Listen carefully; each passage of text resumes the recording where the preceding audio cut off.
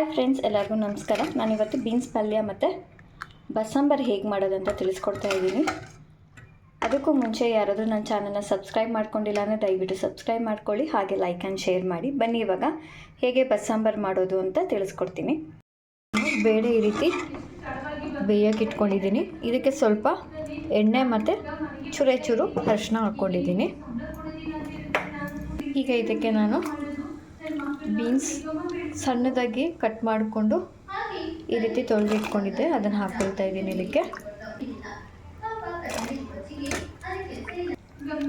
ಇದು ಸ್ವಲ್ಪ ಬೇಯೋಕ್ಕಿಡೋಣ. ಈಗ ಇದಕ್ಕೆ ನಾನು ಒಂದು ಟೊಮೊಟೊ ಕೂಡ ಸೇರಿಸ್ಕೊಳ್ತಾ ಇದ್ದೀನಿ. ನಾವು ನೆಕ್ಸ್ಟು ಬೇಳೆ ಬೇಯೋ ಅಷ್ಟೊತ್ತಿಗೆ ನಾವು ಸ್ವಲ್ಪ ಖಾರ ರುಬ್ಕೊಳ್ಳೋಣ. ನಾನು ಸಾಂಬಾರು ಈರುಳ್ಳಿನ ಇಷ್ಟು ಮಾತ್ರ ತೊಗೊಂಡಿದ್ದೀನಿ, ಅದನ್ನೇನು ಜಾರಿಗೆ ಸೇರಿಸ್ಕೊತಾ ಇದ್ದೀನಿ. ಮತ್ತು ಸ್ವಲ್ಪ ಬೆಳ್ಳುಳ್ಳಿ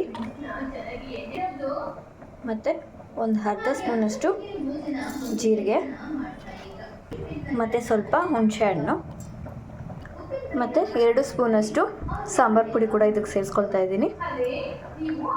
ಮತ್ತು ಸ್ವಲ್ಪ ಹುರಿದಿರೋ ಕಡಲೆ ಬೀಜ ಹಾಕ್ಕೊಳ್ತಾ ಇದ್ದೀನಿ. ಇದು ಆಪ್ಷನಲ್ಲು. ಇದರ ಜಾಗದಲ್ಲಿ ತೆಂಗಿನಕಾಯಿ ಕೂಡ ಸ್ವಲ್ಪ ಹಾಕ್ಕೋಬೋದು. ಮತ್ತು ತೆಂಗಿನಕಾಯಿ ಇಲ್ದಲೇ ಇರೋದ್ರಿಂದ ನಾನು ಕಡಲೆ ಬೀಜ ಸ್ವಲ್ಪ ಹುರ್ಕೊಂಡು ಇದಕ್ಕೆ ಹಾಕ್ಕೊಳ್ತಾ ಇದ್ದೀನಿ. ಮತ್ತು ನಾನು ಒಂದು ಟೊಮೊಟೊ ಏನು ಬೇಳೆ ಜೊತೆಗೆ ಹಾಕ್ಕೊಂಡಿದ್ದೆ ಅದನ್ನು ಇದಕ್ಕೆ ಸೇರಿಸ್ಕೊಳ್ತಾ ಇದ್ದೀನಿ. ಮತ್ತು ನಾವು ಬೇಯಿಸ್ಕೊಂಡಿರೋ ಬೇಳೆ ಕೂಡ ಇದಕ್ಕೆ ಸೇರಿಸ್ಕೋಬೇಕಾಗತ್ತೆ. ಬೇಳೆ ನಿಮ್ಗೆ ಎಷ್ಟು ಬೇಕೋ ಅಷ್ಟು ನೋಡಿಕೊಂಡು ಇದಕ್ಕೆ ಸೇರಿಸ್ಕೋಬೇಕು. ಈಗ ನಾನು ಬೇಳೆನ ಸೇರಿಸ್ಕೊಂಡಿದ್ದೀನಲ್ವ, ಈಗ ನಾವು ಇದನ್ನು ಗ್ರೈಂಡ್ ಮಾಡ್ಕೋಬೇಕಾಗತ್ತೆ. ಗ್ರೈಂಡ್ ಮಾಡ್ಕೊಳ್ಳೋಕ್ಕೂ ಮುಂಚೆ ಸ್ವಲ್ಪ ಕೊತ್ತಂಬರಿ ಸೊಪ್ಪು ಹಾಕ್ಕೊಂಡು ಗ್ರೈಂಡ್ ಮಾಡ್ಕೊಳ್ಳೋಣ. ಇದಕ್ಕೆ ಸ್ವಲ್ಪ ಬೇಳೆ ಬೇಯಿಸಿರೋದು ನೀರು ಹಾಕ್ಕೊಂಡು ರುಬ್ಕೊಳ್ಳೋಣ.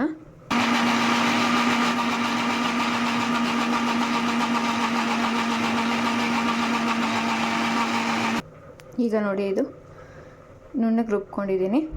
ಈಗ ಇದನ್ನು ಒಗ್ಗರಣೆ ಹಾಕ್ಕೋಬೇಕಾಗತ್ತೆ. ಈಗ ನಾನು ಸ್ಟವ್ ಮೇಲೆ ಒಂದು ಪಾತ್ರೆ ಇಟ್ಕೊಂಡಿದ್ದೀನಿ. ಈಗ ಇದಕ್ಕೆ ಸ್ವಲ್ಪ ಎಣ್ಣೆ, ಒಗ್ಗರಣೆಗೆ ಸಾಸಿವೆ ಮತ್ತು ಕರ್ಬೇವಿನ ಸೊಪ್ಪು ಅದನ್ನು ರುಬ್ಬಿಟ್ಕೊಂಡಿದ್ದೀವಿ, ಅದನ್ನು ಸೇರಿಸ್ಕೋಬೇಕು.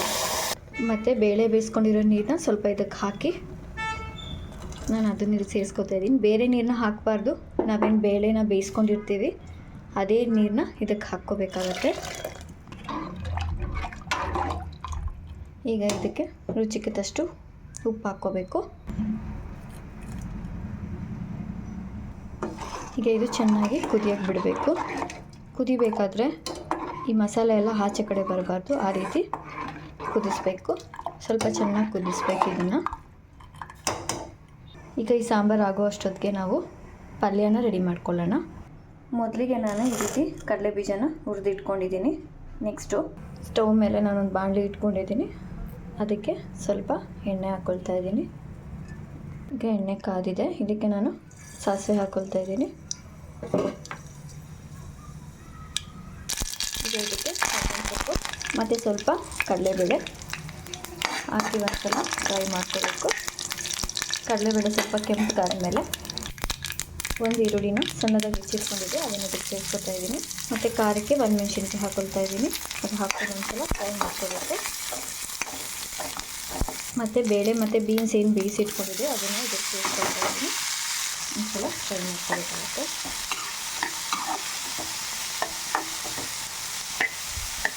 ಅಷ್ಟು ನಾನು ಕಡಲೆ ಬೀಜನ ಈ ರೀತಿ ಸಣ್ಣದಾಗಿ ಕುಟ್ಟಿಟ್ಕೊಂಡಿದ್ದೀನಿ. ಈಗ ಇದನ್ನು ನಾವು ಪಲ್ಯಕ್ಕೆ ಸೇರಿಸ್ಕೋಬೇಕಾಗತ್ತೆ. ನೋಡಿ ನಾನು ಇದಕ್ಕೆ ಸೇರಿಸ್ಕೊಂಡಿದ್ದೀನಿ.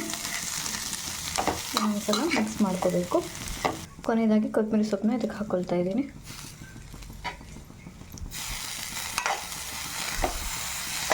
ಪಲ್ಯ ಕೂಡ ರೆಡಿ ಇದೆ.